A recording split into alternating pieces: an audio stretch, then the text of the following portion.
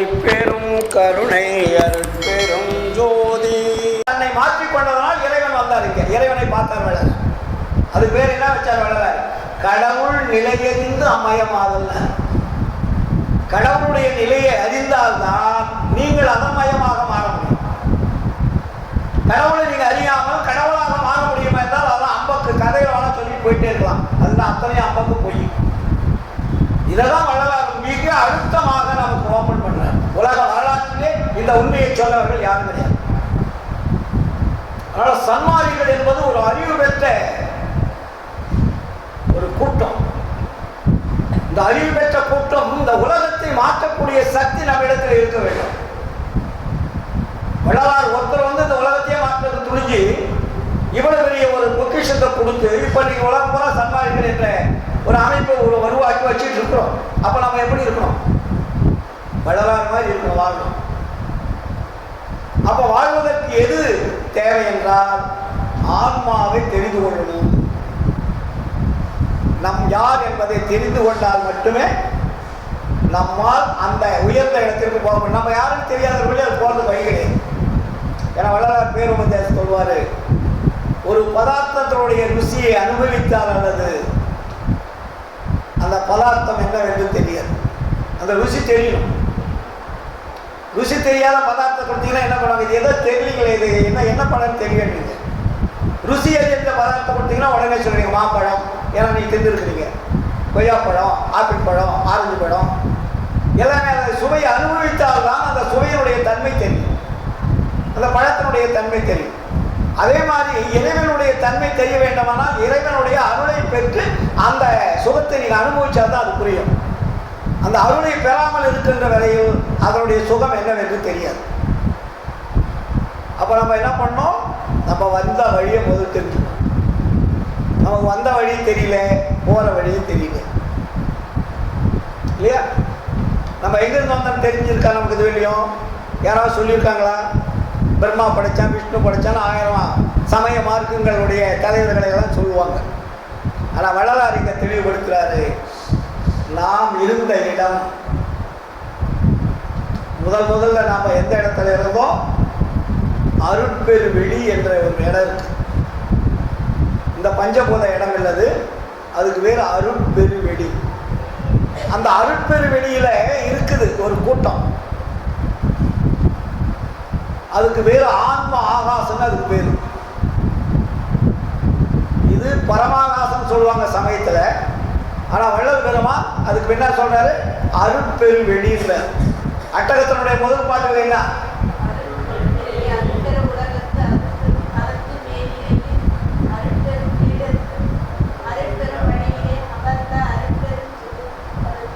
முதல் பாடலே போட்டிருக்காரு. அருட்பெரு வெளியினுடைய தன்மையை பற்றி அட்டகத்தினுடைய முதல் பாட்டு இல்லையா? தினம்தான் படிச்சுட்டு இருக்கிறீங்க. அதோடு முடிஞ்சோடனே அட்டக 8 பாட்டு படிப்பீங்க. ஆனால் முதல் பாட்டிலே அந்த அருட்பெரு வெளியினுடைய தன்மையை தெளிவுபடுத்தியிருக்கார் வள்ளலார். அருட்பெரு வெளியில் அருட்பெரு உலகத்து அருட்பெரும் தலத்து மேல்நிலைமை. எங்க இருக்கிறார் ஆண்டவரே? அருட்பெரு வெளியில். அந்த வெளியினுடைய தலம் என்றால் ஆண்டவர் இருக்கக்கூடிய இடம். அந்த இடத்தை நமக்கு சொல்றார். அந்த இடத்துல தான் நம்மெல்லாம் இருந்தோம்.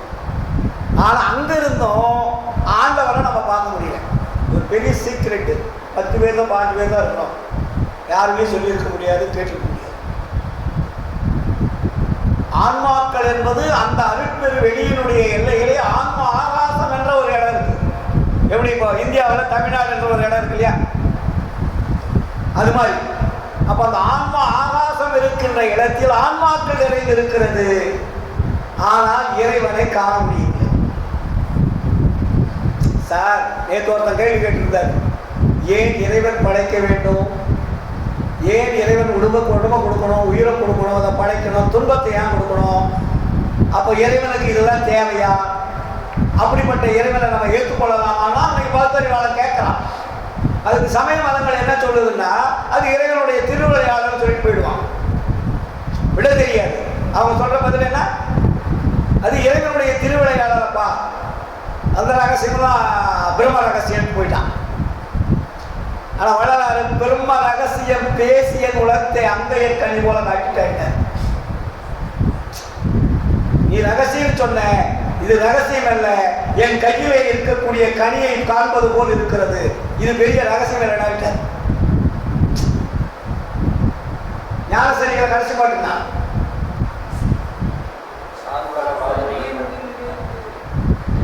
இல்ல, இது அட்டகத்துல கடைசி பாட்டு.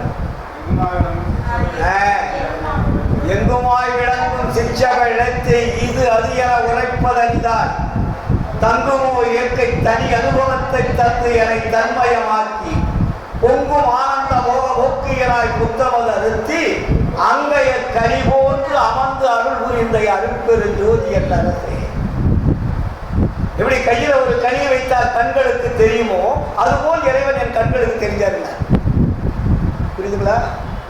எல்லாமே பாடல்ல, நீ தினம் பாடுற பாட்டு தான், அதை புரிஞ்சுக்கிறது ஏதோ அல்பா படிச்சுட்டு இருக்கிறோம் இல்லையா? அப்போ இறைவனை எப்படி அவர் பார்த்தாரு? ஆன்மா கண் கொண்டு பார்த்தார். அங்கே இருக்கிற ஆன்மாக்கள் இறைவனை காண முடியவில்லை. ஆனால் அது எந்த இடத்துல இருக்கான்? அவர் இருக்கிற இடத்தை சொல்லுவார் பாருங்க. அறிவென்பது ஒரு சிறிதும் தோன்றாது. ஒரு தெளிவாக எழுதி வச்சிருக்கார். அறிவென்பது ஒரு சிறிதும் தோன்றாது, அஞ்ஞானம் என்னும் பெரிய பாசாந்த காலத்தில் நெடுங்காலம் சிற்றனு பசுகாகி அருகி கிடந்த அடியேனுக்குள் உள்ளொளியாகி இருந்து அப்பாசாந்த காலத்தில் என்றும் எடுத்து எல்லா பிறப்புடம்புகளிலும் உயர்வுடைத்தாகிய ஆறறிவுள்ள மனித பிறப்புடம்பில் என்னை விடுத்து சிறிது அறிவு விளங்கச் செய்த தேவரி திருவருட் பெருங்கருணைக்கு பெருங்கருணை திறத்தை எங்கனம் அறிவேன், எவ்வாறு கருதுவேன் என்னென்று சொல்வேன். அதை சொல்வதற்கு வார்த்தை கிடையாது, சொன்னாலும் புரிந்து கொள்ள முடியாது. நாமெல்லாம் எங்க இருந்தோம்? அறிவென்பது சிறிதும் தோன்றாத அஞ்ஞானம் என்னும் பாசாந்தகான்னு அது பேர். அருகி கிடந்த அரியனுக்குள், அந்த அருகி கிடக்கிறதுனா என்ன? உலகம் தெரியாது, உணர்வு கிடையாது, ஆனா ஆன்மாக்களுக்கு. நம்மளாம் எங்க இடமோ ஆன்ம ஆகாசம் என்ற ஒரு எல்லைக்குள்ளதான் நம்ம இருந்தோம். ஆனா ஆண்டவர் என்ன பண்றாரு? இந்த ஆன்மாக்களுக்கு நம்முடைய படைப்பின் அதிசயங்களை காட்டி அதிலே வாழ்ந்து மறுபடியும் திரும்பி வர வேண்டும் என்ற கட்டளையிட்டு அந்த ஆன்மாக்களை எடுத்து உலகத்துக்கு அனுப்புறார். உலகத்துல எவனுமே சொல்லலைங்க இந்த ரகசியத்தை. நம்ம சாதாரணமா பேசிட்டு இருக்கோம். இன்னைக்கு ஒரு அமெரிக்க அறிவியல் விஞ்ஞானி கண்டுபிடிச்சாலும் இந்த உலகம் கூட பார்க்கிடுவோம். சயின்ஸ் போட்டு ஆன்மாக்களை கண்டுபிடித்தால் அறிவியல் அமெரிக்க பல்கலைக்கழகத்திலிருந்து போட்டு கோடிக்கணக்கான பணத்தை அடிச்சுடுவான். ஆனா வள்ளலார் நமக்கு யதார்த்தமான இந்த உண்மையை சொல்றார். அப்ப ஆன்மாக்கள் எங்கே இருந்தது என்றால் அருட்பெரு வெளியிலே இருக்கக்கூடிய ஆன்ம ஆகாசம் என்ற ஒரு இடத்தில் அருகி கிடந்த அந்த ஆன்மாக்களை எடுத்து உலகம் முழுவதற்கும் அனுப்புறது. அப்படி வந்ததுனாலதான் அந்த உலகத்தில் இருக்கக்கூடிய உயிரினங்கள் அத்தனையும், இந்த உலகத்தில் இருக்கக்கூடிய தாவரங்களிலிருந்து மனிதர்கள் வரையிலே ரொட்டீன் பர்த் வந்துகிட்டே இருக்குன்னா எல்லாம் அங்கிருந்து வந்த ஆன்மாக்கள் தான். நம்ம வந்த இடம் அங்கதான். ஆனா அங்க மறுபடியும் போகணுமா அப்படின்னா அங்க போகக்கூடாதுன்ற வேலை. இப்ப எல்லாருமே கடவுளை பார்த்து கடவுளிடம் செல்வதுன்னு சொல்லுவாங்க. நம்ம எங்கிருந்து வந்தோம்னா அறிவு என்பது ஒரு சிறிதும் தோன்றாத அஞ்ஞானம் என்னும் பாசாந்த காலத்துல தான் நம்ம எடுத்துட்டு பாடு மறுபடியும் இந்த உலகத்தை எல்லாம் சுற்றி வாழ்ந்து விட்டு மறுபடியும் அந்த பாசாந்த காலத்துக்கு போகணும்னா போகக்கூடாது. எங்க போகணும்னா இறைவனுடைய எல்லைக்கு போகணும், இறைவன் இருக்கிற இடத்துக்கு போகணும். அது பேர் தான் ராஜபோக வாழ்க்கை. ஏன்னா அவர் குழந்தைய வளர்த்து கடைசியில் அவருக்கு என்ன கொடுக்குறோம்? வளர்த்து படித்து ஆளாக்கி ஒரு பட்டத்தை கொடுத்து வேலையை வாங்கி கோடிக்கணக்கான பணம் செஞ்சு ஒரு உத்தியோகத்தில் அமர்த்த வச்சிடறோம். மறுபடியும் அவன் குழந்தைய ஆகிட்டு போய் தாய் கருவறை கூட போக முடியுமானா போக முடியாது. புரியுதுங்களா? Very simple. இதெல்லாம் நீங்க அறிவு கொண்டு புரிஞ்சுக்கணும். அப்போ அவன் எங்க போகணும்னா உயர்ந்த இடத்திற்கு இடத்திற்கு செல்ல அப்பனைக்கு எத்தனை பேர் நம்ம நாட்டை ஆண்டுகிட்டு இருக்கிறான் இல்லையா? பல்லாயிரம் ஆண்டுகளாக ஒவ்வொரு ராஜாக்களும் மன்னர்களும் எத்தனையோ மத தலைவர்கள் எல்லாமே நம்ம நாட்டை ஆண்டுருக்கான். அவன் எப்படி எப்படி பிறந்து எப்படி எப்படி வளர்ந்து அவனுடைய புகழை வச்சுட்டு போயிட்டான் இல்லையா? இன்னைக்கு அவனுடைய வரலாறுகளை நாம் படிச்சுட்டு இருக்கிறோம். ஆனா இங்கே நமக்கு வரலாறு சொல்லுவது உயர்ந்த வாழ்க்கை, இறைவனுடைய தன்மை அறிந்து அந்த இடத்திற்கு ஒரு ராஜபோக வாழ்க்கை வாழ்தான் நம்ம கூப்பிடுறாரு. அப்ப நம்ம எங்க போகணும்? இறைவனுடைய இடத்திற்கு செல்லணும். அருள் நிறைந்த இடத்துல போகணும். நீங்க அவ அருள் நிறைந்த இடத்திற்கு போகணும்னா நீங்க என்ன இருக்கணும்? நம்ம உடம்பு அருள் நிறைந்த உடம்பாக மாறணும். அருள் இல்லை என்றால் அருள் உள்ள இடத்திற்கு போக முடியாது. அருள் இருந்தால் அருள் உள்ள இடத்திற்கு போகலாம். நீ எனக்கு கூப்பிட்டா நான் இங்க வருவேன், கூப்பிடலன்னா நான் எப்படி வருவேன்? அப்ப இறைவன் அருளை கொடுத்து கூப்பிடும் போது நம்ம போயிட்டா வேலை முடிஞ்சது இல்லை. அப்ப யாருக்கு நம்ம அருளை பெறணும்? இறைவனிடம் பெறணும். Very simple. அப்ப நம்ம என்ன பண்ணிட்டோம்? பல கோடி பிறவிகள் எடுத்துட்டோம். இறுதியில அருளை பெறுவதற்கு தான் அந்த மனித பிறவி கொடுத்தது. இங்க ஜாலியா விளையாடுறதுக்கு அல்ல. நம்ம என்ன பண்ணிட்டு இருக்கோம்? உலகத்தோட சேர்ந்து ஜாலி பண்ணிட்டு இருக்கோம். பண்ணாத தீமைகள் பண்ணி கொண்டு இருக்கிறோம் இல்லையா? பண்ணாத தீமைகள் பண்ணுகின்றீரே, பகராத வன்மொழி பகருகின்றீரே, கண்ணாக காக்கின்ற கருத்ததனை நினைத்து கண்ணார நீர்விட்டு கருத்தறியீரே, நன்னாத தீயனம் நன்னுகின்றீரே, நடவாத நடத்தைகள் நடக்க வந்தீரே, கண்ணாக காக்கின்ற கருத்ததனை நினைத்து கண்ணார நீர்விட்டு கருத்தறியீரே, என்னாவது என்னவும் நேரும் ஓர் காலம் எத்துணை கொள்கின்றேன் பித்துளையே. பித்துளைக்கு என்ன? வைத்தியக்காரர்கள். என்ன சொல்றேன்? நம்மளாம் வைத்தியக்காரன் தான் அப்படி பண்ணுவான், நீங்க அப்படி பண்ணலாமா? வைத்தியம் பிடிச்சவன் எவனாலும் போவான். அவனை பார்த்து உலகமே பயப்படும். அவனால் ஒண்ணு முடியல கூட பைத்தியக்காரனா ஓடி வரணும். என்ன பண்ணிடுவாங்களோ ஒரு அச்சம். அதுபோல நாம் பைத்தியக்காரர்களாக வாழ்ந்து கொண்டிருக்கிறோமே தவிர மனிதர்களாக வாழவில்லை. அப்ப நம்மளுடைய வாழ்க்கை என்ன பண்ணிட்டு இருக்கோம்? விரயம் பண்ணிட்டு இருக்கோம். அப்ப இந்த விரயத்தை நாம் ஈடுகட்டுவதற்கு என்ன பண்ணணும்ன்றதுதான் சன்மார்க்கம். அப்ப அந்த பாசாந்த காலத்தில் அந்த ஆன்மா என்ன ஆயிடுச்சு? இப்போ மனித தேகத்துக்கு வந்திருக்கு. இன்னொரு விஷயம் அழகா சொல்றாரு பாருங்க வள்ளலார்.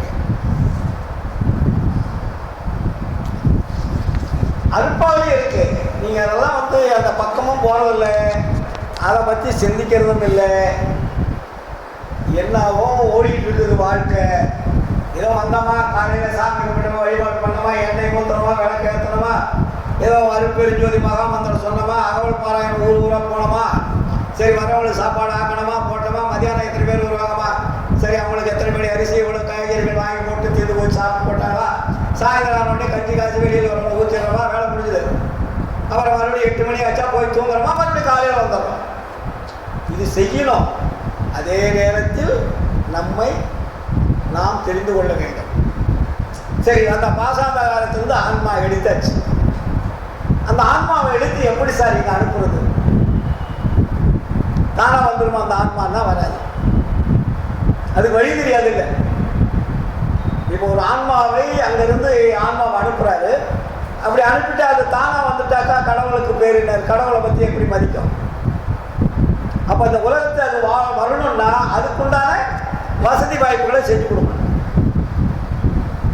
ஒரு பையன் வெளிநாட்டுக்கு போகலாம் படிக்கிறதுக்குன்னா என்ன பண்ணுவீங்க? அப்படியே அனுப்பிடுவீங்களா? காசு பணம் இல்லாம அவனுக்கு என்னென்ன வேணுமோ, பாஸ்போர்ட் எடுக்கணும், பணம் எடுக்கணும், துணிமணிகள் எடுக்கணும், கல்வி கற்றுறதுக்கு உண்டான வசதிகள் பண்ணணும், அந்த நாட்டினுடைய அனுமதி வாங்கணும், இந்த நாட்டினுடைய அனுமதி வாங்கணும். அங்கே அனுப்பி அவன் எத்தனை வருஷம் படிக்கிறானோ படிச்சுட்டு அதுக்கப்புறம் உத்தியோகம் பார்த்து அதில் கோடிக்கணக்கான லட்சக்கணக்கான பணம் சம்பாரிச்சு அப்புறம் அனுப்பணும். அதுக்கப்புறம் வந்துட்டு இருப்பாடு இங்கே இடம் வாங்கி வீடு கட்டிட்டு கடைசியில் நம்மளை மாதிரி பொண்டாட்டி பிள்ளைகள்லாம் பெற்றுட்டு கடைசியில் வயசு முதிர்ந்து இளவை எல்லாம் தாடி நேரம் எல்லாம் தளர்ந்து மரணம் அடையணும். இதுதான் நம்ம வாழ்க்கை. கொடி கொடியாக சம்பாதிக்கிறோம். இன்னைக்கு நம்ம நாட்டில் நீங்கள் அடிச்சுக்கலாம் இருப்போம். இந்த ஆட்சி விடாம இந்த பணத்தை சம்பாதிக்கிறதுக்காகவே என்னென்ன வேலை பண்ணிட்டு இருக்கிறாங்க. ஒண்ணே அப்பா என் மேல நம்பிக்கை இல்லையா, விட்டுருங்க, எலெக்ஷன் வைக்க ஜெயிக்கிறதாலும் ஜெயிக்கலாம். நம்ம தமிழ்நாட்டில் நடக்கக்கூடிய அக்கிரமங்களை பார்த்தா வேதனையா இருக்கு. ஒரு கட்சி 3 கட்சி ஆயிடுச்சு, அதுல 3 பிரச்சனையா இருக்கு. திடீர்னு பார்த்தா 18 பேர் சஸ்பெண்ட் பண்ணுறான். 18 பேருக்கு எலெக்ஷன் வைக்கணும். எலெக்ஷன் சீக்கிரம் வைக்க மாட்டாங்க, வைக்க மாட்டாங்க. எப்படியாவது இந்த குறிப்பிட்ட காலத்திற்குள்ள இந்த தமிழ்நாட்டினுடைய மக்களுடைய பணத்தை கொள்ளையடிக்கணும். அவங்களுடைய பேசிக் குறிக்கோள். நம்ம ஆளுதான் எல்லாம் அவங்க சொந்தக்காரன் தெரிஞ்சவங்க தான் இருக்காங்க, யாரும் வேக்காது கிடையாது. இப்போ நம்ம இருக்கிற மந்திரிகளாம் நமக்கு வேக்காடா, எல்லாம் நமக்கு வேண்டியவர்கள் பாதி பேர் இருப்பாங்க, அவங்கவுங்களுக்கு எல்லாரும் தெரிஞ்சவங்களா தான் இருப்பாங்க. அப்போ ஒரு தலைமை அவுட் ஆன உடனே பின்னாடி இருக்கிறவங்களாம் என்ன நிலையாக இருக்கும்? தினமும் டிவிக்காரனுக்கு பேப்பர்காரனுக்கு தான் லட்டு செய்தி. அவங்களுக்கு இதை வச்சா வண்டி ஓட்டிட்டு இருக்கானுங்க அவனுங்க, இல்லைங்களா? அப்போ என்ன வாழ்க்கை நாம் வாழ்ந்து கொண்டு இருக்கிறோம்? மக்களுக்கு என்ன நன்மையை செய்து கொண்டு இருக்கிறோம்? சமுதாயத்திற்கு என்ன தேவை என்பதை உணர்ந்து நம்ம சமுதாயத்தினுடைய அந்த பொது தொண்டு ஆற்றி கொண்டு இருக்கிறோம் எல்லாம் ஒன்றுமே கிடையாது. நம்ம சன்மார்க்கம் செய்யணும்.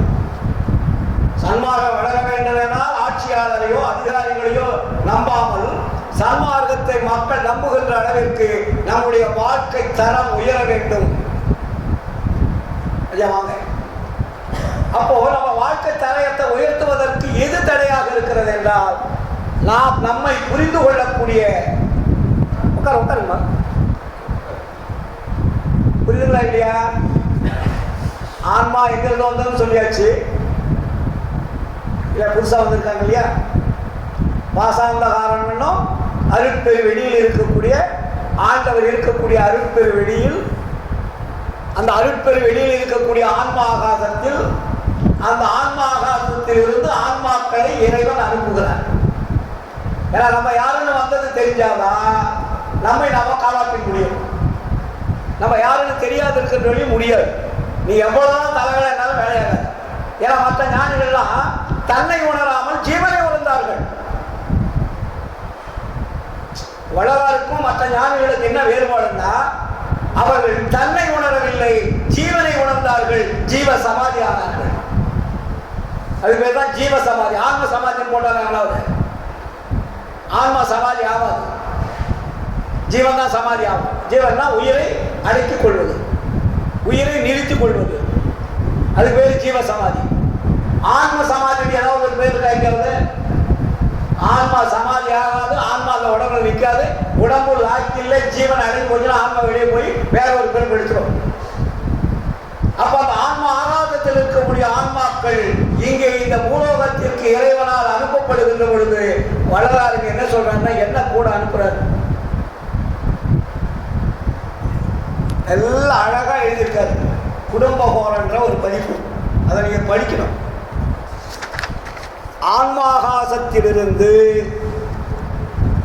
ஆன்மாக்கள் வருகின்ற பொழுது ஆன்மா வெற்று ஆன்மாவாக அனுப்பினால் அது வராது.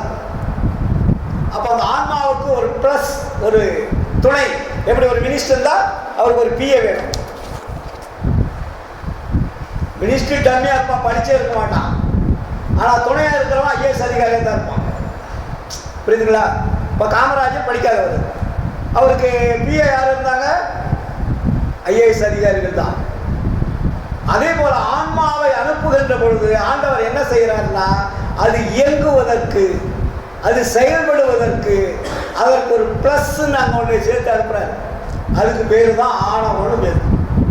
இப்போ நம்ம ஆணவம் சொல்றோம் இல்லையா?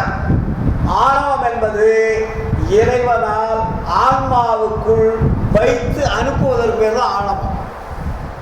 நம்ம சமய மதங்கள் ஆணவம், கண்மம், மாயை இதை 3 அழித்தால் இறைவனோட கோயில்தான் சொல்லுவாங்க. ஆணவமெல்லாம் அழிக்க முடியாது. அதனாலதான் இங்க வள்ளலார் என்ன பண்ணிட்டாரு, ஆணவம் என்பது இயற்கையானதுன்னு போட்டார். ஆணவம் என்பது இயற்கை, கண்மம் மாயை என்பது செயற்கை, ஆணவம் என்பது இயற்கைன்னு போட்டார். ஏன்னா அது இறைவனால் அனுப்பி வைத்தது. அப்ப அந்த ஆணவம் என்பது வேறு, அகங்காரம் என்பது வேறு. நம்ம ரெண்டுக்கும் வேறுபடணும். அப்ப அங்க என்ன சொல்றாரு வள்ளலார்? இங்க முதல் சொல்லிட்டு ஆன்மா வரும்போது என்ன சொல்றாரு? செம்பொடு கழிம்பு செறிந்தது போன்றோ ஆணவ கிழத்தி அனாதியில் இருக பிரம்மராட்சிதி போல் பிடித்து கொண்டனள். எப்படி பிரம்மராட்சிதி குடிச்சா விடாது, அது மாதிரி ஆணவம் என்பது ஆன்மாவே விடாது. சிவபூரணத்தை சிறிதும் காட்டாள், ஜெகமெனும் ஏக தேகமும் தெரிக்காள், எவ்விடத்திருளும் என்னக சுவரன கனவில் இருள் வடிவம் காட்டும் கொடியாள், இரவிது பகலிது இன்பிது துன்பிது ஒளி வெளி இது ஒன்றும் தெரிக்காள், இருக்கும் அரக்கி இவளோடும் இருந்தே எளியேன் முயங்கிடல் எந்தவம் என்போ. அந்த ஆன்மாவை முதல்ல என்ன பிடிக்குது? ஆணவம் பிடிக்குது. அந்த ஆணவத்தை மீறி ஆன்மா செயல்பட முடியாது. இருக்க பிடித்தது எப்படி ராட்சிதி போல, பிரம்ம ராட்சிதி போல பிடிச்சாங்க. ஒரு ஹெல்பிங் மொமெண்ட் அது. அது வேணும்னு செய்யறதுல ஆணவம். ஆன்மாவை பாதுகாப்பது. இது எங்கேயாவது போய் மாட்டிக்கூடாது இல்ல. அப்ப அந்த ஆணவம் என்பது ஆன்மாவை பாதுகாப்பதற்காக அது அந்த ஆன்மாவை பிடித்து கொண்டு நீ அந்த ஆன்மாவுக்கு திரும்பி வருகின்ற வரையில் துணையாக இருக்க வேண்டும் என்பதுதான் இறைவனுடைய சட்டம். கடைசி வரையும் அந்த ஆணவத்தை நீக்க முடியாது. லாஸ்ட் இறைவன் வந்துதான் ஆணவத்தை நீக்க முடியும். வேற யாரும் ஆணவத்தை அகற்ற முடியாது. உன் வேலை முடிஞ்சது, நீ விடு, நீ தனியா இரு, நீ வா. ஆணவத்தை பிரிச்சு அருளை எடுத்து நீ ஆணவத்துக்கு வேலையில போ, நீ அருளோட பாயிட்டா பாட்டு கூப்பிடும் போதுதான் ஆணவம் பிரியும். அது இறைவன் வந்துதான் பிரிப்பாரு, நம்ம யாரும் பிரிக்க முடியாது. அப்போ அது பேர் என்ன வச்சார் தெரியுமா? வளராது ஆணவத்துக்கு முதல் பொண்டாட்டின்னு பேர் வச்சார். ஆன்மாவுக்கு முதல் மனைவி எது என்றால் ஆணவம். First wife. ஆணவத்துக்கு முதல் மனைவி யாரு? ஆணவம். அந்த ஆணவத்துக்கு ஒரு குழந்தை பிறக்குதுங்க. முதல் பொண்டாட்டிக்கு ஒரு குழந்தை பிறக்கணும். கல்யாணம் பண்ணியாச்சு. ஆன்மாவை ஆணவம் பிடித்து கொண்டது. இரண்டும் சேர்ந்தாச்சு. சேர்ந்து இங்க உலகத்துக்கு வருது. இங்க வந்தா என்ன வேணும்? குழந்தை வேணும். கல்யாணம் பண்ணா குழந்தை வேணும். என்ன பண்ணுவீங்க? எல்லாம் கேவலமா பேசுவாங்க, வரடின்னு வாங்க, வாழ்க்கைக்கு உதவாதவன்னுவாங்க. கோடி கோடியா சொத்து இருந்தாலும் கூட குழந்தை இல்லாதவங்களை கேவலமாக அசிங்கமாக அநாகரிகமாக பேசுவாங்க. அதான் நம்ம உலகம். ஆனா இங்க வள்ளலாருக்கு என்ன சொல்றாரு? முதல் மனைவிக்கு ஒரு குழந்தை பிறக்கிறது. அந்த குழந்தைக்கு பேர் என்ன தெரியுமா? அஞ்சானம். அது பேர் என்ன? அஞ்சானம். இப்போ நம்ம சொல்கிறோம் இல்லையா, அஞ்சானம், அறியாமை, என்னென்னவோ நம்ம உரைநடை பகுதியில் தான் வரும். ஆனால் எங்கள் வள்ளலார் என்ன சொல்கிறாரு? முற்றும் அஞ்சான மூட பிள்ளை ஒருவன் பிறந்தனன் ஓடிவான் அவன்தான் வானுவின் ஒளியை படரினுள் மூடல் போல் என்னக கண்ணையும் என் புறக்கண்ணையும் அங்கையால் மூடி அழக்கழிப்பான் என தன்னையினும் தான் என தானும் காட்டான், என்னையின் நான் என எண்ணவும் ஒட்டான், ஏடுறும் எண்ணும் எழுத்தும் உணரான், தாயினும் கொடியன் ஆயினும் எந்தன் விதியை நொந்து விரும்பி வளர்ந்தேன். என்ன நமக்கு புரியுதல்ல? அவர் என்ன சொல்றாரு? இவன்தான் வாழ்க்கையில் இவன்தான் வாழ்க்கையும் வாழ்க்கையோ என்னை மதிப்பவன் யார் என வையகம் மகிழ்ந்தே வையக மகிழ்ச்சி வையகம் நெருப்பார் மருளுரு சிறுவன் வளர் நான் திடுத்தே உறவன் கண் நான் அயர்ந்து அறிவு அகன்றிட்டேன் செப்புறும் தெய்வ செயல் என்கோ என்கேனோ இரு தொடர்க்குள் இயலாதென்றே தொடர்க்கும் பற்பல அடுக்கடுக்கு ஆயின. என்ன சொல்றாருங்க? அஞ்சானம் என்னும் அஞ்சானா என்ன? அஞ்சானா என்ன? இப்ப எதுக்காக பேர் வைக்கிறாரு? அது பேர் அவரே வைக்கிறார் பாருங்க. ஆரோ பசுபதி அவன் வழி வழகாம் அங்கன் மூன்றான் அருசக்தி மானான் மண்ணும் விண்ணும் மாலையோனால் நேடியும் காலால் நீள்வதம் உடையலாம் எழுமலை எழுகடல் எழுகுவி எழுகாலான எவையும் அழித்து நோக்குருவானா ஊதலும் ஆறுதலும் உயிர்ப்பாய் உளனான் உயிர் எழு வகுப்பையும் ஊட்டி உறக்குவனா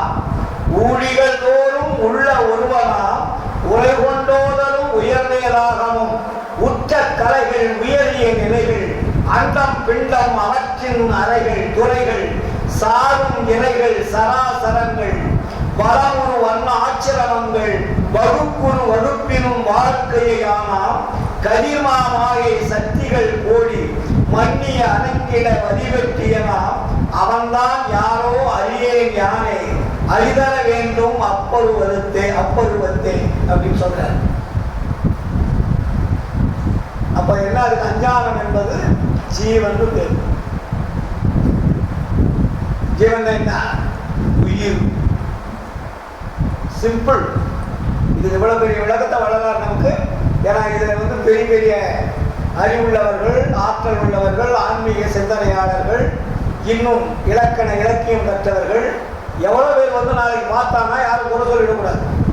அதுக்காக இவ்வளவு விஷயத்தை எழுதுறாரு. முதல் ஆணவம், ஆன்மாவை பற்றி கொண்டது ஆணவம். ஆணவத்துக்கு பிறந்த குழந்தை உயிர். வெரி சிம்பிள் வச்சுங்க. இது ரெண்டு சேர்ந்தா என்ன வருதுன்னா உயிர் வருது. ஆன்மாவும் ஆணவம் சேருகின்ற பொழுது இந்த பூலோகத்தில் வாழணும்னா இங்க வந்தா என்ன வேணும்? நமக்கு உயிர் வேணும். வெறும் ஆணவமும் ஆன்மாவும் மட்டும்தான் அந்த உலகத்தில் வாழாது. சட்டத்தில் கேட்க அது ஆக அருட்பெரு வெளியோடு சரி. இங்க வந்தாச்சு, எல்லைக்குள்ள வந்துட்டு உங்களுக்கு என்ன வேணும்? உயிர் வேணும். அப்புறம் உயிர் வந்துட்டோடனே அடுத்தது என்ன சொல்ற பாருங்க. முதல் மனைவி ஆன்மாவுக்கு ஆணவம், அதற்கு பிறந்த குழந்தை என்பது ஜீவன் என்ற உயிர். இரண்டாவதாக இன்னொரு கொண்டாடி கட்டார். இந்த ஆணவத்துக்கு இன்னொரு இரண்டாவது மனைவி. மனைவி என்றால் நம்ம உலக வழக்கில் அல்ல, அதை பிடித்துக் கொள்ளும் மனைவி சொல்லுவாங்க கிராமத்துல. எங்க ஊர் பக்கம் கட்டையில முட்டு மூலத்தோட வந்தவோ கட்டையில போற வழியும் விடமாட்டான்வாங்க கொண்டாடிய. இந்த பொட்டு மூலத்தோட தான் நம்ம கூட்டிட்டு வரோம். கல்யாணம்னா பொட்டு மூலம் இருக்கும். பொட்டு மூலத்தோட வந்தவோ கட்டையில போற வழியும் விடமாட்டான்னு அதுக்கு ஒரு பழமொழி உண்டு. நம்ம சாகர வழியும் கொண்டாடி விட மாட்டான். அது மாதிரி அட்டாச்மெண்ட்டுக்கு பேர் மனைவின்னு வைக்கிறாங்க. ஒன்றை விட்டு ஒன்று விலகாமல் இருப்பதற்கு பேர் மனைவி. அப்போ உயிர் அதே மாதிரி இரண்டாவதாக. அப்போ இரண்டாவது மனைவி யார் அப்படின்னா மாயை. இரண்டாவது கொண்டாடி யாரு? உலகத்தில் ஆன்மா வந்துருச்சு, ஆணவம் வந்துருச்சு. ஆணவத்துக்கும் ஆன்மாவுக்கும் பிறந்த குழந்தை என்பது உயிர். இரண்டாவது அந்த ஆன்மாவை எது பற்றிக் கொள்வது என்றால் மாயை பற்றிக் கொள்வது. மாயை என்பது என்ன? மாயை என்னும் ஆதினை குழந்தே சிறுகரும் காக்கை குறுகுறும் கழுத்தில் கணம்பெரும் பணந்தாய் கட்டியவாறென கட்டி புண்ணியன் கட்டி கொண்டவன் விடுத்து எனை புண்ணியன் விலகலும் அவன்தான் விண்ணவர் மன்னவர் வியக்கும் உருக்கொடு கொள்ளிவாய் பேய்வோர் கோடி நின்று கொள்ளிவாய் பேய்களோர் கோடி நின்றே தடித்த குழவியை பிடித்தது போல மற்றவள் என்னை மணந்து கொண்டனர் பெண்ணடை அனைத்தும் பெருங்கதையாகும் அடுத்தவர் என்னை அந்தோ கொடிய அறுத்தனை ஏன அனைத்து அரைந்தனை அகந்தனர் அகவெல்லாம் பகீரென அறந்த உருவாய் அவ்வளவு உருவும் கொண்டு அனைத்து கெடுப்பள் காற்றினை ஒரு சிறு கரகம் தடைப்பள் கடலே இடுகினும் கடிகிட முகப்பல் பகவகையாய் உடல் வளைந்து கொடுப்பாள். என்ன வார்த்தைகள் பாருங்க. பகவகையாய் உடல் வளைந்து வகுப்பார் வையகம் முற்றும் வாயில் மடுப்பார் பகலிடை நள்ளிருள் இருக்க பண்ணுவார் இருளிலும் பானுவை எவர்க்கும் காட்டுவார் அண்டம் எல்லாம் அணுகில் செழிப்பார் அணுவை அண்டமாய் ஆக்கி நகைப்பார் பொய்யை மெய்யாய் பொருந்தி மகிழ்வார் பொருந்தும் மெய்யை பொய்யாய் செய்வார் அடர் வஞ்சக களம் காடலில் பிரியார் காணா பண்ணிலை கரையுடன் காட்டுவள் இருளை இருக்கும் இந்து அடிகளை படைத்தின் கியன்ற பற்பல ஜாலம் பிரமனை வழக்கை பிடிக்குள் அடைக்குவள் இடக்கையில் மார்பதி ஏந்தி தரிப்பள் தலையிட உருக்கத்தில் தன்பதி தெரிப்பள் குளிர் எழு கடலிலும் குளிக்கும் தடவை அண்டமெல்லாம் கொண்டையில் முடிப்பள் ஜகமெல்லாம் கலைக்குள் சேர்த்து கட்டுவள் உடம்பிலே ரோமம் ஒன்றொன்றிடையே புவனம் ஒன்றாக பொருந்தும் சமைப்பள் எவரையும் கணத்தில் எய்தி மயக்குவள் இக்கொடும்பாவி என்பர் என்மறையானது பிடாரியை பெண்டாய் பெற்றது போதும் அணுக்கூல சொல்லை அகத்திடை மதியால் அடிமடி பிடிப்பள் அரியவம் பிசைப்பள் உறங்க விடால் அவன் உதற்றுவாய் சுருட்டால் படிமாங்காயிலும் கொடுமையை கிளையாள் சரகமும் விடால் அவள் சார்வழி தளர்வாள் தவத்தில் இசையால் பவத்தில் நசையால் மறுப்பே என்னை மதித்திட வாட்டி படைத்து என் மானம் பறக்க செய்வார் மானம் அகத்தியும் மனவிட்டே அகலால் இரவும் பகலும் என விழுந்தடிப்பள் இவளால் படுமிடம் இம்மட்டிடோ புகழப்படுமோ புகழின் இரு செடி பொருந்துளம் கைந்திடும் போதும் மல்லா துமிழின் மார்பின் மேலென சொல்லுவர் அதனால் சொல்லலும் மரபல. இதுக்கு மாயைக்கு இவ்வளவு வேலை கொடுக்கிறார். மாயை என்பது என்ன? இந்த உடம்பு தான் மாயை. உயிர் வந்தா ஆன்மா வந்தாச்சு, உயிர் கொடுத்தாச்சு. இந்த மாயை என்றதுதான் இந்த உடம்பை கட்டி கொடுக்கக்கூடிய ஆற்றல் படைத்தது. இந்த உடம்பு யாருடையது? மாயையால் கட்டி கொடுக்கப்பட்ட வீடு. அதனாலதான் வள்ளலார் தத்துவத்தில் சொல்வார், பெருமாயை என்னும் பெண் பிள்ளை நீ பெற்ற பிள்ளை தான். பாடலே வருவதற்கு விளக்கம், உன் உபகரிப்போர் ஒரு சிறிது வேண்டேன். தாய்தான் பெருமாயை என்னும் பெண் பிள்ளை, நீதான் பெற்ற உடம்பு இது சாகாத சுத்த உடம்பாக்கி ஒரு ஞான அமுதம் உண்கின்றேன். தத்துவத்தில் அந்த பாடல் வரும். நீ கொடுத்த உடம்புதான், ஆனா இப்ப நான் என்ன பண்றேன்னா இப்ப ஞான அமுதம் நான் சாப்பிட்டுட்டு இருக்கேன். அதனால உன்னுடைய உபசரிப்பு எனக்கு இனிமேல் தேவையில்லை. தாய் சமையல் பண்ணி சாப்பாடு போட்டாதான் நம்ம சாப்பிட்றோம். சாப்பாட்டுக்காக தான் நம்ம அம்மாவையும் அப்பாவையும் நம்ம வேண்டிட்டு இருக்கோம். நீ சாப்பிடாத இருங்க, நீங்க வீட்டில் இருப்பீங்களா?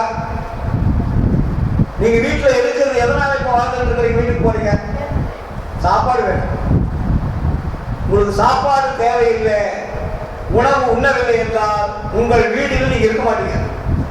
இந்த உலகமே உங்க வீடாக நினைச்சுக்கீங்க. வீட்டுக்கு போனா என்ன வேணும்? உங்களுக்கு சாப்பாடு வேணும், படுக்கிறதுக்கு பாய் வேணும், படுக்க வேணும். உங்களுக்கு உண்ண உணவும் தேவையில்லை, உடுக்க உடையும் தேவையில்லை, படுக்க பாய் தேவையில்லைன்னா என்னாச்சு? இப்ப எல்லாமே இறைவன் நீங்க வாங்கிட்டீங்கன்னா உங்க வீடு இருக்கு உங்களுக்கு. அப்ப இறைவனுடைய வீட்டுக்கு நீங்க சொந்தக்காரனா மாறிட்டீங்கன்னு அர்த்தம். புரியுதுங்களா? இப்ப உங்க வீடு என்னன்னா சோறு தண்டதுக்கு தான் வீடு, சொகா அப்படிங்கிறது தான் வீடு.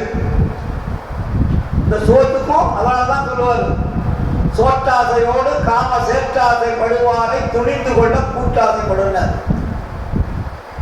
உங்களுக்கு ரெண்டு ஆசை இருக்குது, சோற்றாசை, காம சேற்றாசை. காமம்னா உறவு. இல்லைங்களா? இந்த ரெண்டும் இல்லைன்னா உங்களுக்கு குடும்பமே தேவையில்லை. இந்த ரெண்டுக்காக தான் நீங்க வாழ்ந்துட்டு இருக்கோம். அப்ப ரெண்டும் நாங்கள் என்ன பண்ணலாம்? பின்னாடி மரணத்தை கொண்டு நிறுத்தும்.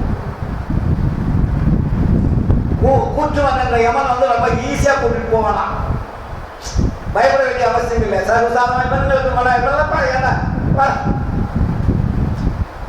போலீஸ்கார எப்படி கொலகாரனா ரொம்ப கடுமையா பாதுகாப்பான். சாதாரண போயிட்டு சாராயம் பிடிக்கிறவங்களாம் போய் உட்கார வேண்டிய அப்படின்னுவான். ஆனா அதே ஒரு 10 கொலை பண்ணவங்கள கண்டா பயப்படுவான் போலீஸ்காரன்.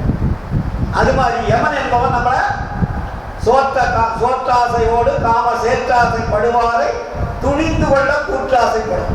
சர்வ சாதாரணமா கூற்றுவன் என்ற யமன் நம்மளை கூட்டிட்டு போயிடுவான். அப்ப நம்ம என்ன பண்ணோம்? இரண்டாவது மனைவியான மாயை தான் இந்த உடம்பை கட்டி கொடுத்தது. ஆன்மா வந்தது, உயிர் வந்தது, உயிர் வாழ்வதற்கு உடம்பு தேவை. அப்ப உடம்பு என்ற வீடு கட்டி கொடுக்கிறது. அதுதான் இந்த உடம்பு. இது யாரு? ஆணவம் மாயை எப்படி ஓட்ட முடியும்? சமயங்கள்லாம் சொல்லுது இல்லையா, ஆணவம் மாயை கண்மன்னு சொல்றான். ஆணவம் என்ன என்னன்னு தெரியணும், கண்மன்னா என்னன்னு தெரியணும். தெரியாத இந்த வீட்டை வந்து மாயை கட்டி கொடுத்த வீடு. மாயை கட்டி கொடுத்த வீட்டை நீங்க அடிக்கலாமா? உங்க வீடு தான் நீங்க அடிக்கலாம். இன்னொருத்தவங்களை கட்டி கொடுத்துருக்கான் சார். நீங்க வாடகை வீட்டில் குடியிருக்கீங்க. வாடகை வீட்டில் நீங்க குடியிருக்கிறவங்க வந்து உங்க வீட்டை ஏதாவது அசிங்கப்படுத்தலாம் சும்மா இருக்கீங்களா? உடனே காலி பண்ண வச்சுக்கீங்க. அப்போ இந்த உடம்பு யார் கட்டி கொடுத்தது? மாயை கட்டி கொடுத்தது. அப்ப மாயை கட்டி கொடுத்த பிற்பாடு மாய்க்கு என்ன? ரெண்டாவது வந்து மாய்க்கு 3 மாயைன்னு சொல்லிட்டாரு வளர்றாரு. உடம்பு கட்டி கொடுத்த உடம்புக்குள்ள அந்த மாய்க்கு வந்து ஒரு 3 புள்ள பிறகுதுன்னா 4 புள்ள. முதல்ல ஆணவத்துக்கு ஒரு புள்ள, ரெண்டாவது மாயைக்கு உடம்பு இருக்கிறது, அப்புறம் மூன்றாவது மாயினுடைய பிள்ளைகள். இரண்டாவது மாயை, மாயினுடைய பிள்ளைகள் யாருன்னா மனம்.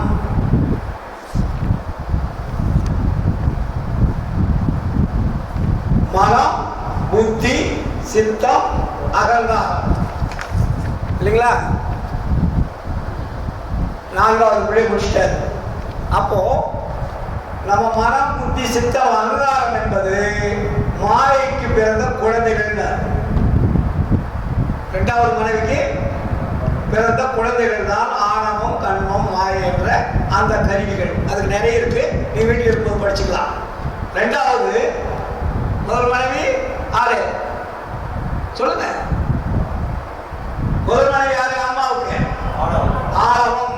2வது மனைவி யாரு? அம்மாவுக்கு மாயை. 3வது மனைவி இருக்கு, அது யார் என்றால் அதுக்கு பேர் தான் கண்மம்னு பேர். கண்மம் காவியம் சொல்றோம் இல்லையா, அது ஆன்மாவினுடைய 3வது மனைவி.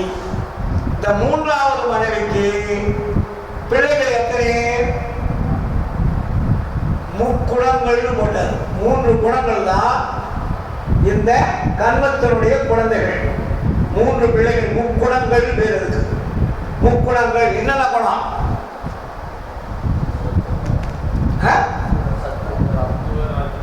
சத்துவ குணம், ராட்சச குணம், தாமச குணம். இந்த 3 குணங்கள் தான் கண்மத்தினுடைய குழந்தைகள். சரி, அப்ப என்னாச்சு? ஒரு வீட்டுல 3 மனைவி ஆயிடுச்சு. ஆன்மாவுக்கு 3 பொண்டாட்டி. 3 பொண்டாட்டிக்கு எத்தனை குழந்தைங்க? இப்போ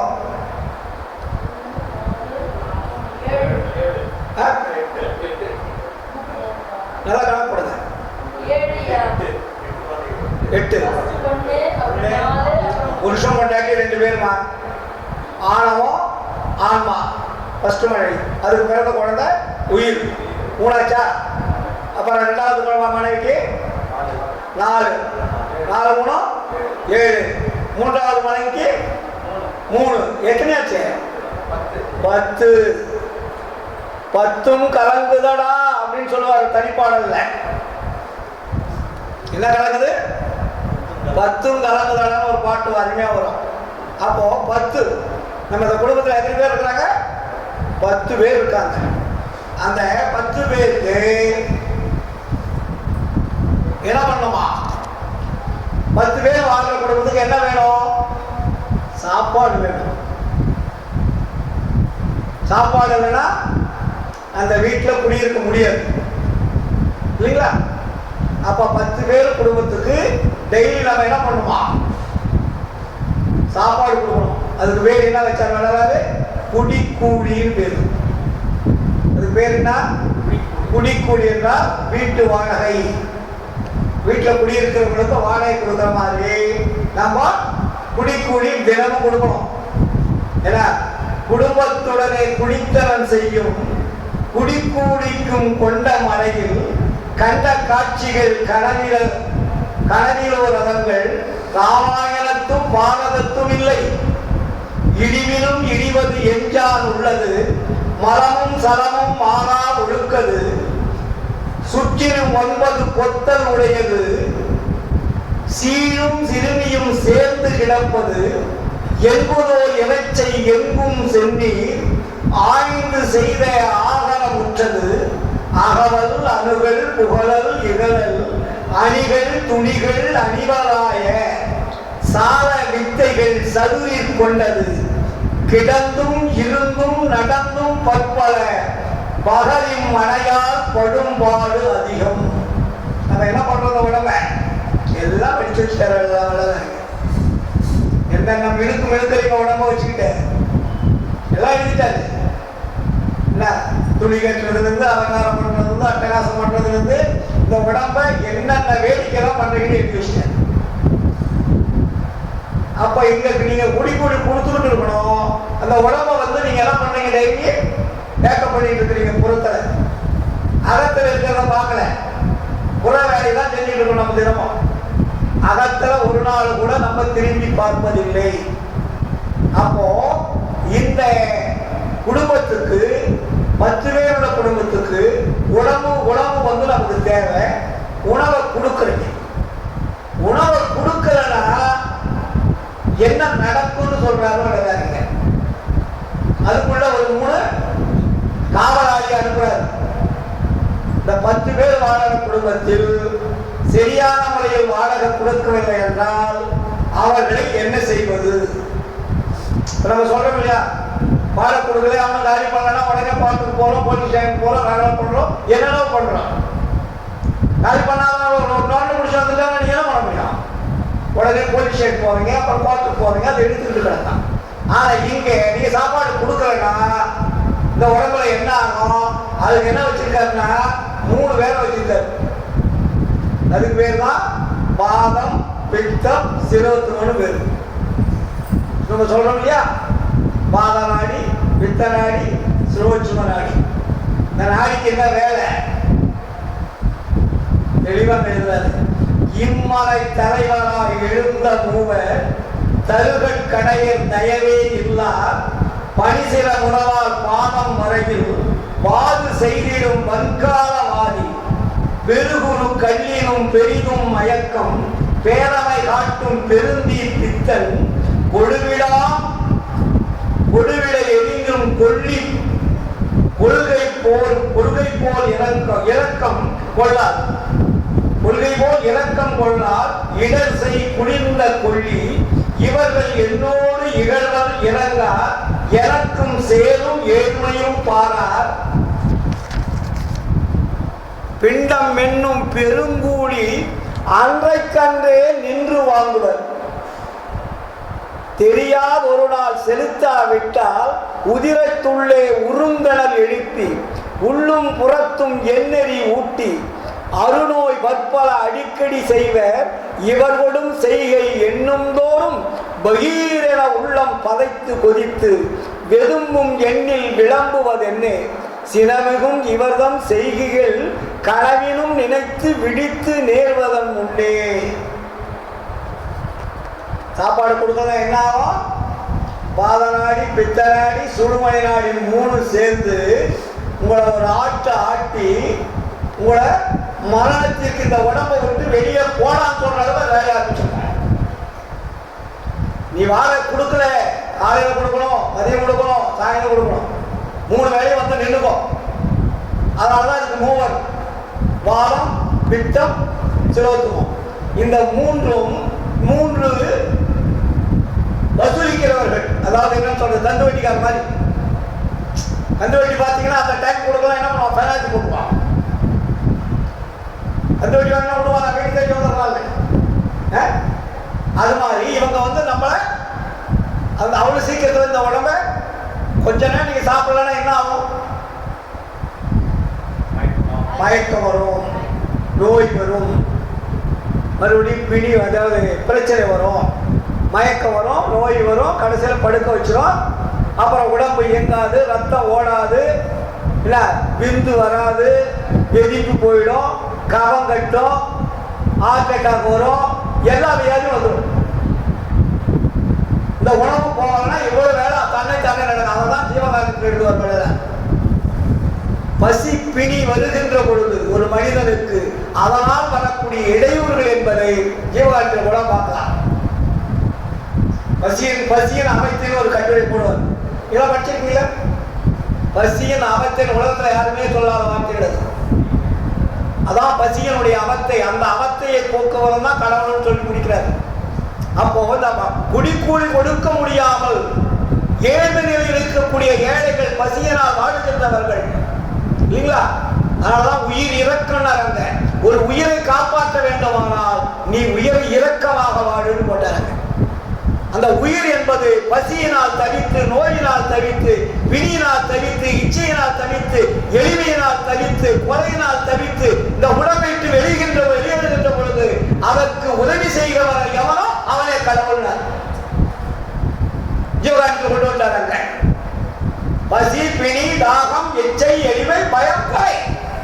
இதுதான் ஒரு மனிதனுக்கு துன்பம். எப்படி வருது? பசியினால் வருது.